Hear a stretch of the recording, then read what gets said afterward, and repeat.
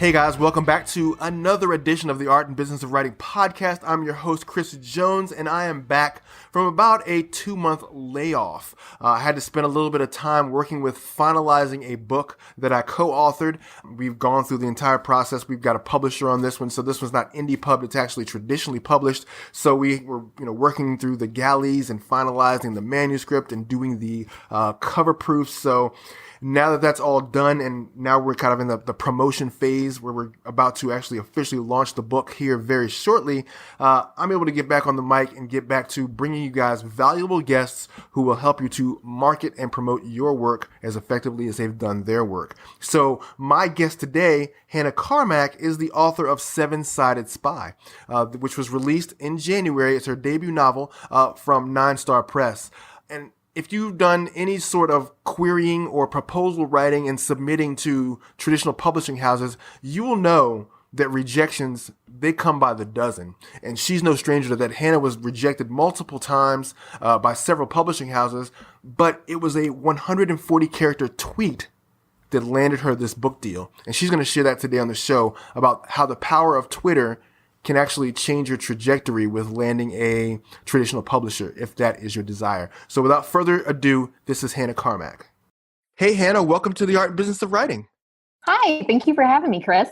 Yeah, no, it's great to have you. You're, first guest of the new year, which is exciting. So tell me a little bit about yourself beyond the bio. I grew up in the small town of Rockford, Illinois. It is a bustling city about an hour and a half from Chicago.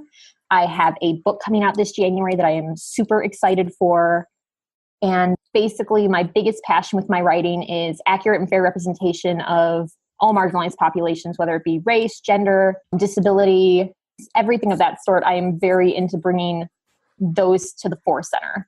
No, that's awesome. And I think that, we need more of that. I was reading some book trends for 2018, particularly children's book trends yesterday. And they were talking about how that was kind of the thread going forward. And I think you saw it play out a lot in Hollywood last year where they had a record number of female leads. And then they're saying that more of that's going to spill into the book world in the next year, which is really interesting.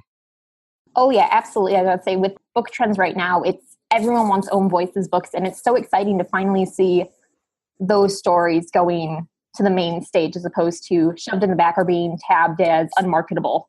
Right. No, it's exciting. We're living in some really exciting times just all the way around the board. But let's dive into your writing. So you have a book coming out called SevenSided Spy this month. What's the book about and how did you develop your idea? So I like to say that it's 7 spies go into the woods and only 2 come out. It's this exciting story where the group of CIA agents undergoes experimentation at the hands of the KGB. But rather than come out souped up like you'd expect in like the X-Men or something, they come out disfigured and deformed, and they're unable to re-enter society and live that glamorous spy lifestyle they were used to. So a lot of it is them mourning that loss while also running for their lives from the KGB as they've escaped. And so it's super fun. It takes place in the hills of Tennessee, so you have a lot of cool stuff going on with the setting. It was a blast to write. Wow, dude, that's really interesting. And I love that you took a different sort of angle to that as opposed to, like you said, the superpowers and coming up really souped up, but they've got these deformities now they've got to deal with. That's really interesting. So how did you develop that idea? Where did it come from? So it came from a poorly written, poorly drawn comic that I made back in 8th grade. It was a long time in the making. And it was just this idea. It was basically an X-Men ripoff when it started. But I was obsessed with it as a kid. But as I got older and I got more experiences in life, I'm like, there are so many other stories you could be telling with these characters. And so my senior year of high school, I wrote the first draft and I gave it to a couple teachers. And they were like, here's everything that's wrong with it. And I tore it apart again in college. And it's just been going through draft after draft. And it's finally coming to fruition in a couple weeks. Wow, dude, that is so exciting. I'm happy for you. Congratulations on that. Thank you. Yeah, no. So you worked on this book over the course of a few years. What were some of the challenges that you faced as you wrote this book?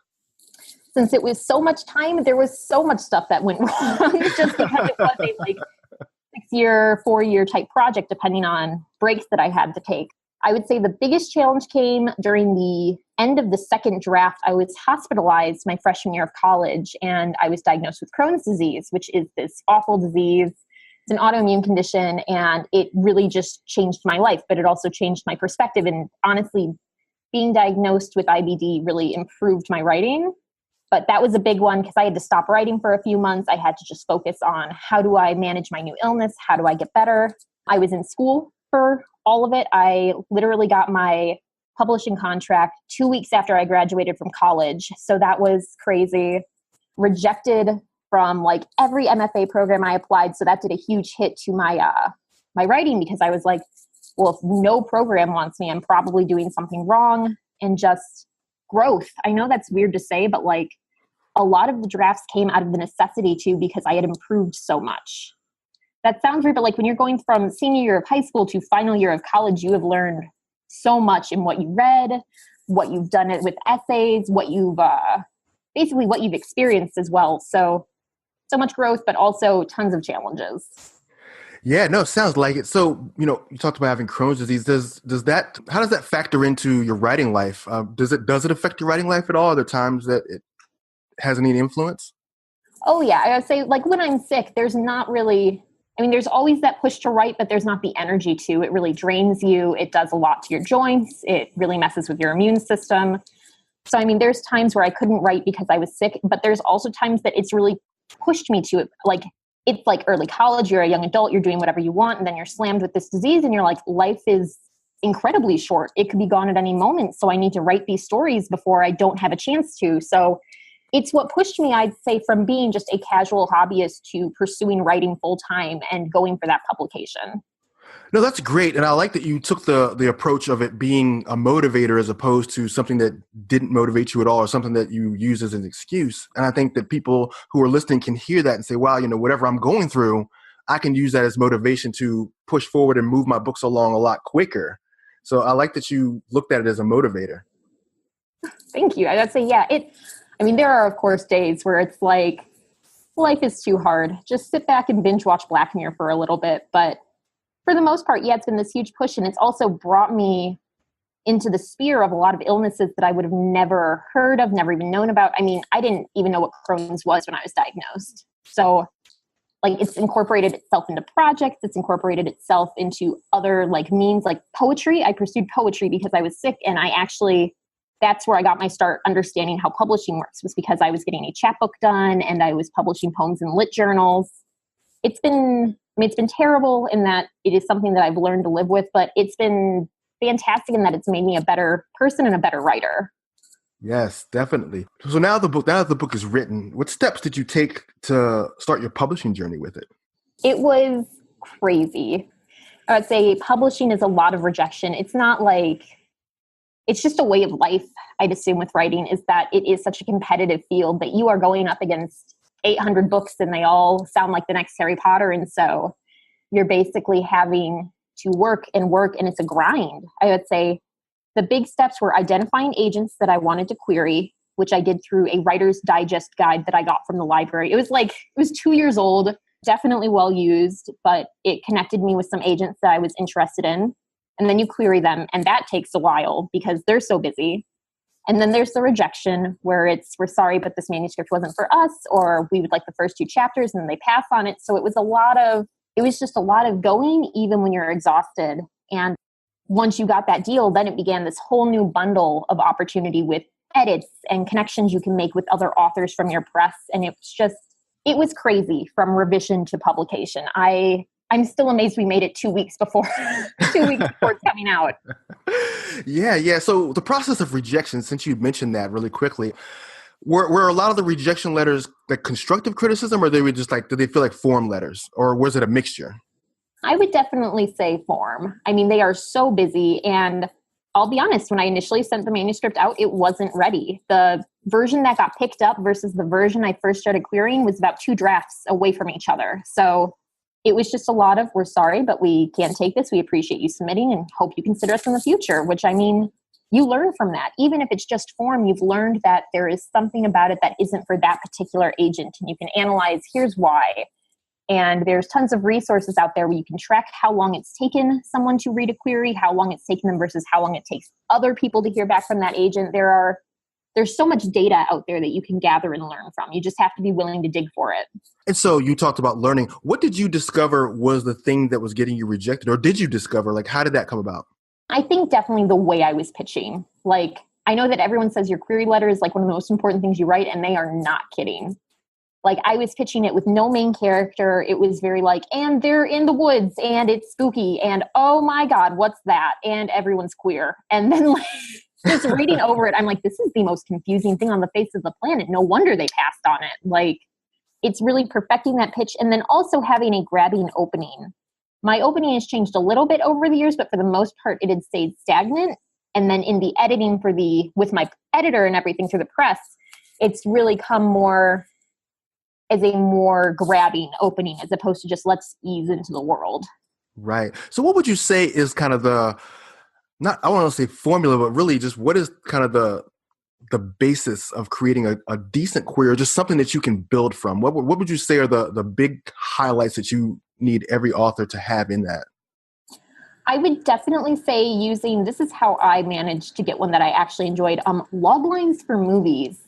You can look up a bunch of script writing tips and everything, and there's always that pitch of, in a world where blank, someone who is special, a lot to fill in, but it gets you to the point. You know who your main characters are, you know the conflict, and then you also want to add that twist of how is it different than every other story about the hero's journey. Nice. All right. So I saw that you went to an event, where you got a chance to pitch your book to real people face to face. Can you tell us or tell our audience basically how that works and what your thoughts are on it? It was so bizarre. I was at Comic-Con Chicago, so in no world did I think I was going to be pitching my book that day.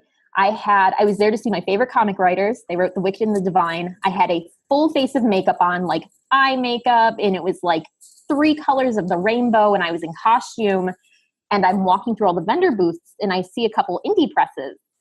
And I chat up the authors. I buy a couple books because I like to shop local. And one of them mentions that they're doing a pitch contest. And they're like, you should pitch your book. And I totally caught off guard, was like, I don't have any, can I come back? Is that okay? And so, and so they were like, absolutely. So walked to the nearest table, wrote out my pitch on my phone, went back in my full face of makeup and gave my pitch. And they were like, yes, please send us those chapters. We would love to read it. It sounds amazing. You seem like a good author. And so it was really the confidence boost I needed to get back out to querying, because for a while there, you just had to take a break because you're coming home to like 2 or 3 rejections a day. You need that breathing time. And so that was the push to get me from that rest period back into the grind. And it is what got me published. Wow, that's what a great story. Yeah, no.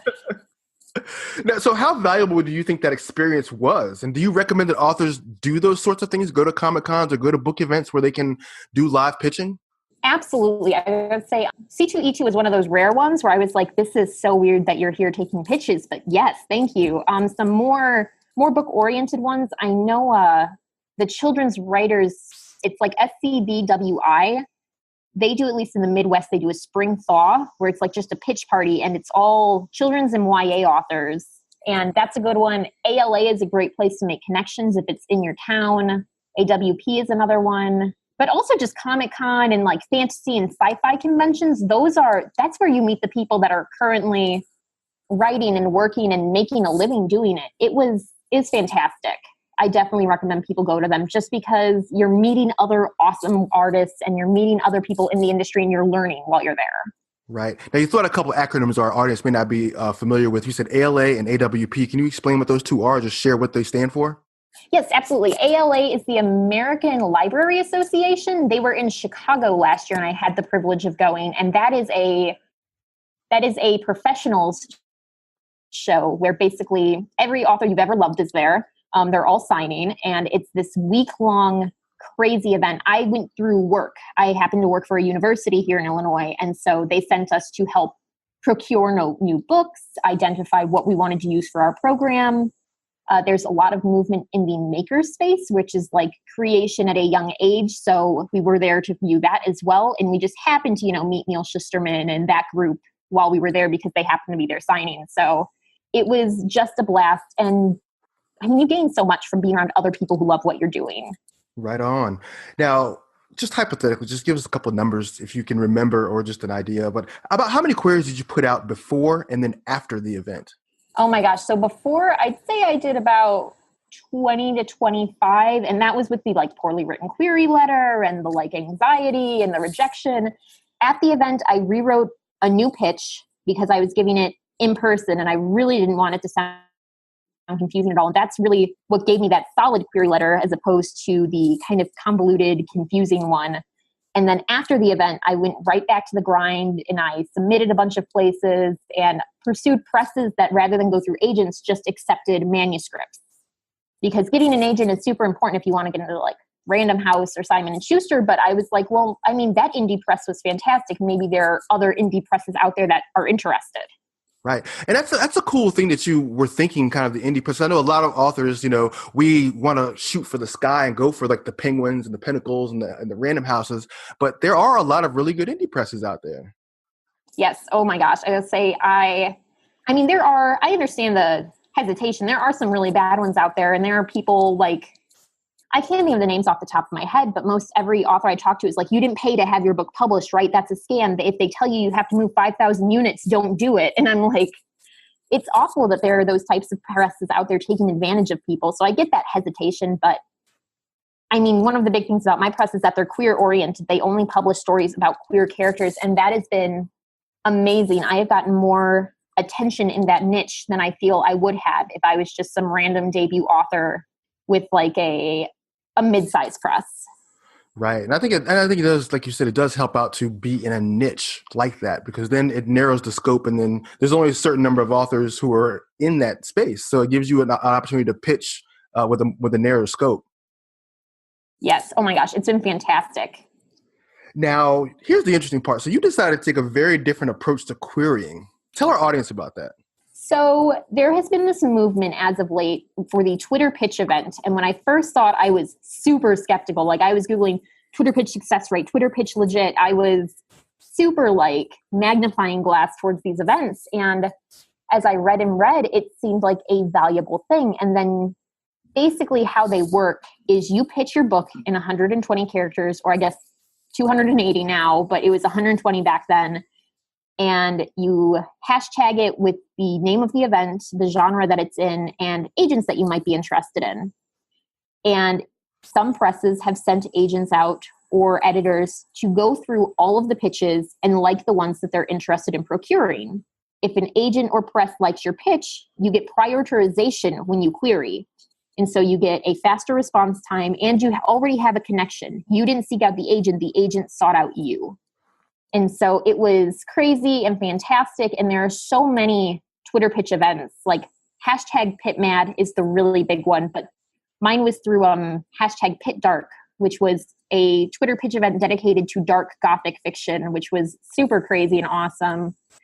And there's an amazing community on Twitter. It takes a while to find, as it is Twitter. There's a lot of noise out there, but once you find it, it's amazing.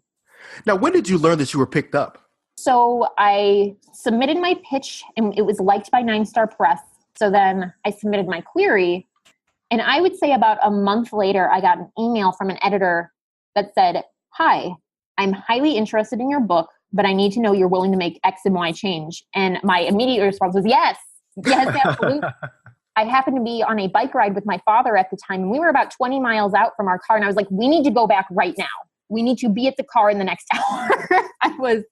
I was super excited. So it was amazing and awesome. Within like a couple days, I had a contract. I had people read over the contract. It was fantastic, and it happened really fast, honestly. Like if you had told me at my graduation, you'll have a book deal in 3 weeks, I would have just laughed.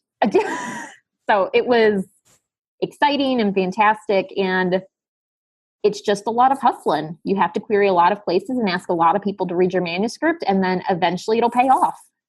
So what was that winning pitch? Can you tell us what it was? Can you read it?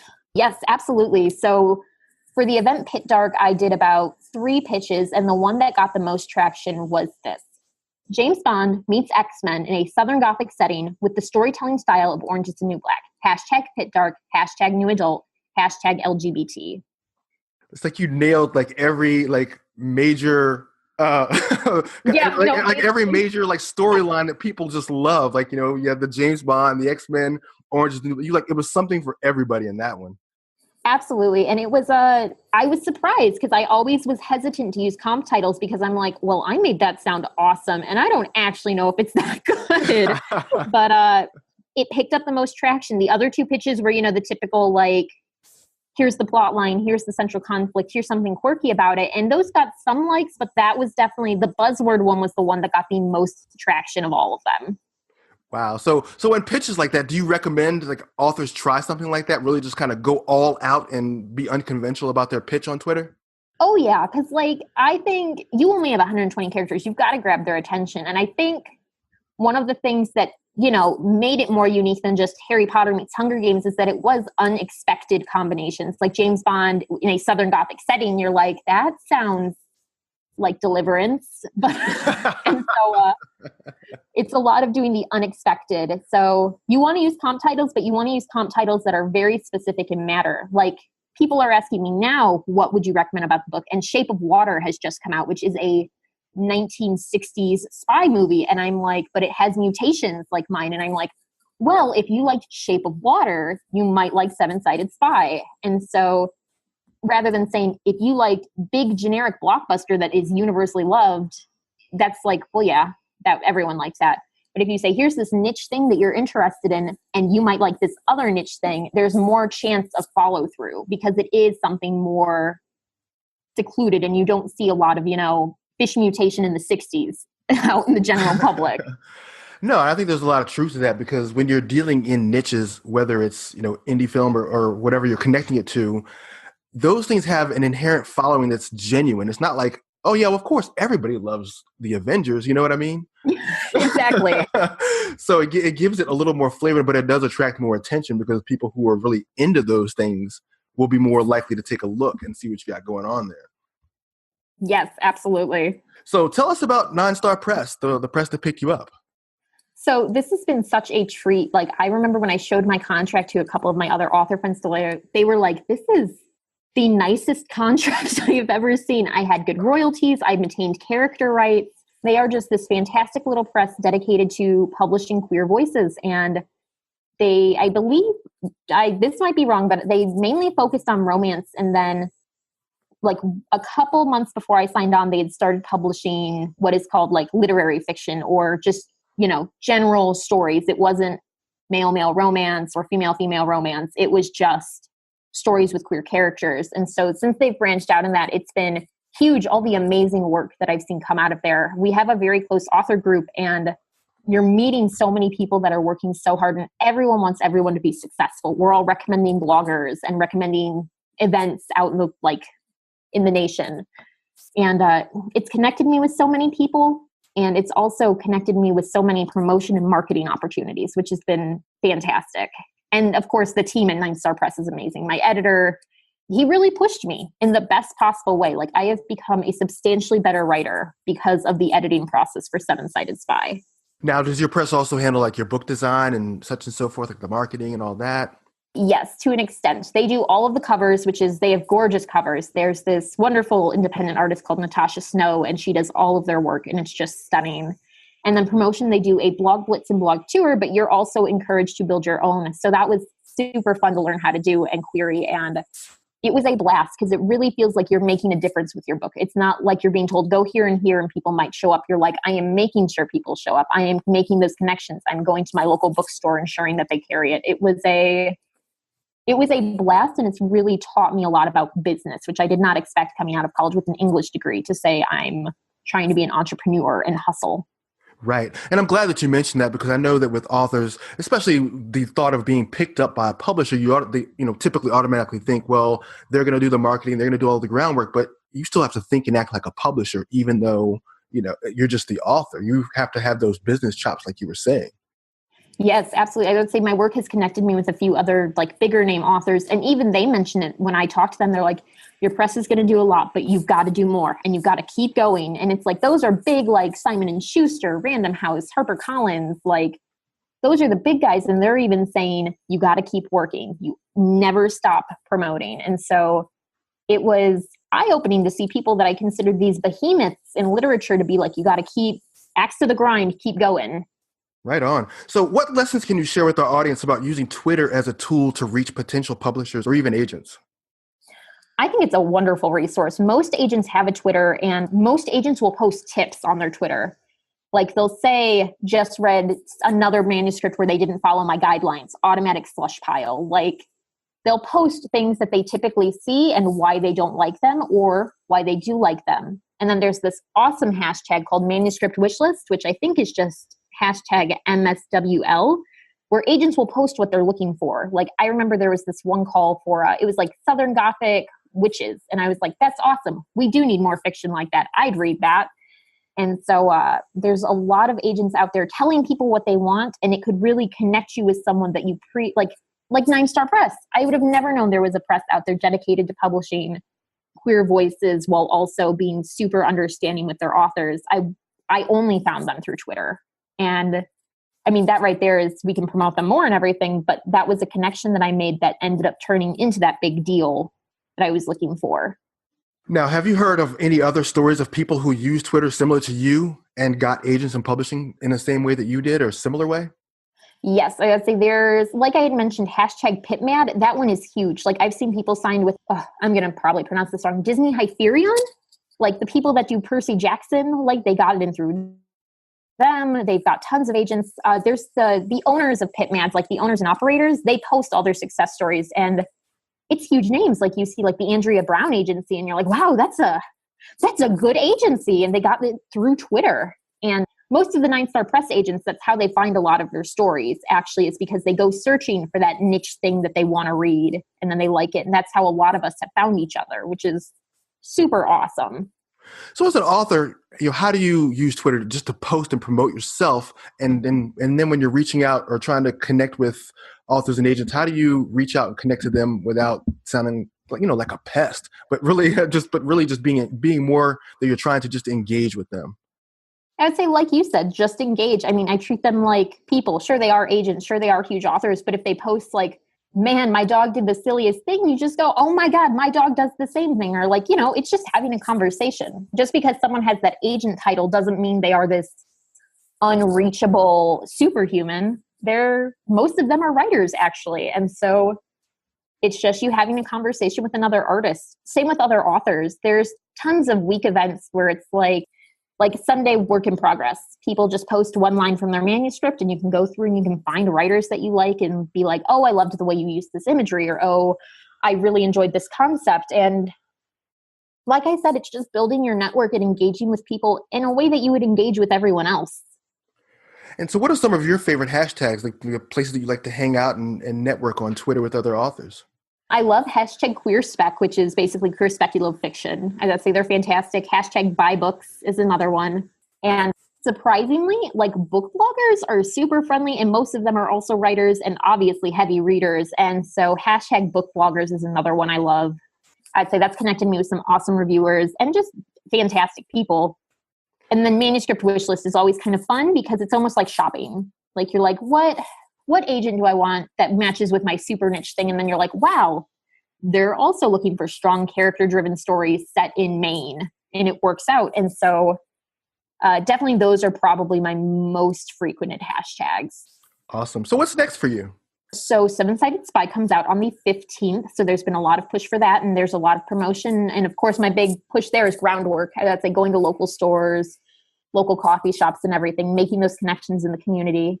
I have a novella set to release in March titled Take Your Medicine, which is a Southern Gothic retelling about Alice as a queer girl in 1970s Alabama who is suffering from vasovagal syncope, which is a fainting disorder, which has been super exciting. And I've met so many people with vasovagal, and they've been so excited because this disease isn't normally explored in fiction. And to see it in an Alice in Wonderland retelling that's this fun romp through backwater witchcraft, it's super exciting to make these connections and see people excited like that. And then I have a third project slotted for release in October. That's our pushing dream date, but we'll see if we get there. It's a lot of work between me and my editor. Fun, man. I love hearing how productive authors are. I mean, so you're doing a lot of things this year. That's great. Yes, thank you. It's a lot of treating it like an actual job and coming home after my typical day job and being like, all right, the next hour, it's still work. You got to get that 100 page or that 1,000 words a night or query 20 bloggers. It's a lot of holding yourself responsible, but it's so worth it. Awesome. So let our audience know how they can reach you, Hannah.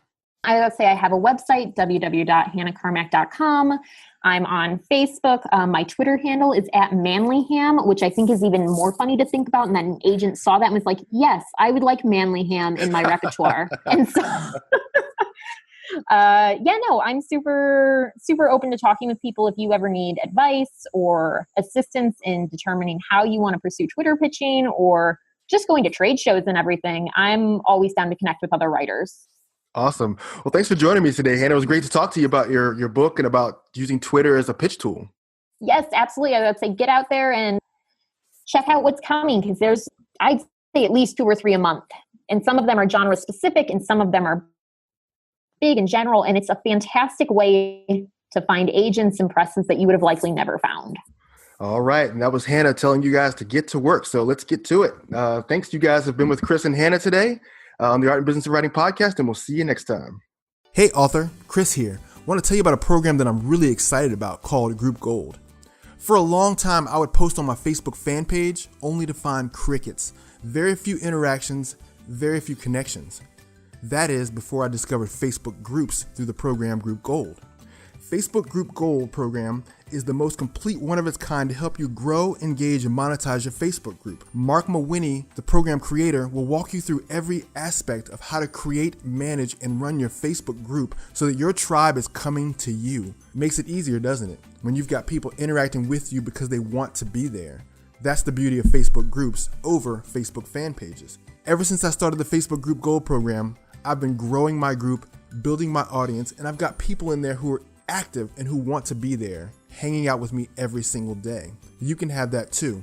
Just visit my website, www.readywritelaunch.com, and under the offer tab, select Group Gold. Then you can see for yourself the magic of Facebook groups.